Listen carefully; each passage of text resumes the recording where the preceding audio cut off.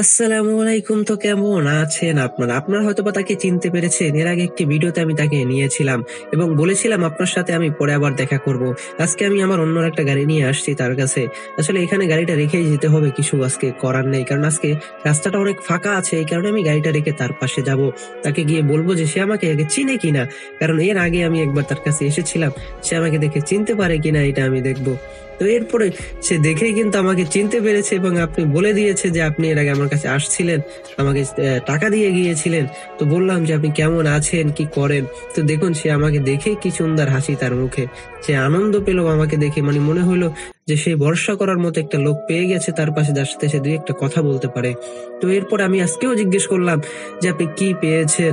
কত টাকা পেয়েছেন? কি পেয়েছেন? তারপরে সে আমাকে ঠিক আগের মতো দেখাইতে শুরু করলো যে আসলে সেরকম কিছু না, মানুষ টুকটাক একটু একটা যা সাহায্য করে সেইটুকুই পাই। এরপরে আমি আমার জিজ্ঞেস করলাম যে আজকে কি আপনার সেই লোক এসেছে যে আপনার প্রতিদিন এসে দুপুরে খাবার দিয়ে যায়? তো বলল যে না, আজকে এখনো আসে নাই, কিছু টাইম পরে আসবে। আসলে আমি কারো কাছ থেকে সাহায্য নিয়ে তারপরে কাউকে সাহায্য করি না। আমি নিজে যেটা পারি সেটাই দেওয়ার চেষ্টা করি। কারণ কারো কাছ থেকে আমি নেই না। এর অনেক কারণ আছে যে আমি কারো কাছ থেকে নেই না। তবে কিছু ক্ষেত্রে এমন হতে পারে, যদি বড় কোনো কাউকে সাহায্য করার প্রয়োজন হয়, তখন যদি প্রয়োজন মনে করি তাহলে আপনাদের কাছে সাহায্য চাইবো। নয়তোবা আপনাদের কাছে সাহায্য চাওয়ার কোনো প্রয়োজন নাই।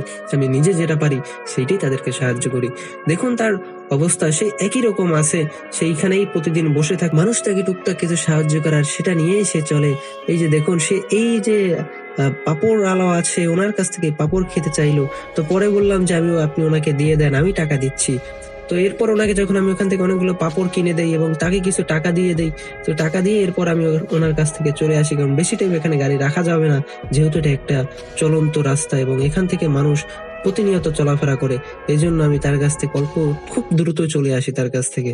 সো বন্ধুরা, আপনারা আপনাদের জায়গা থেকে মানুষকে ঠিক এভাবেই সাহায্য করে যাবেন।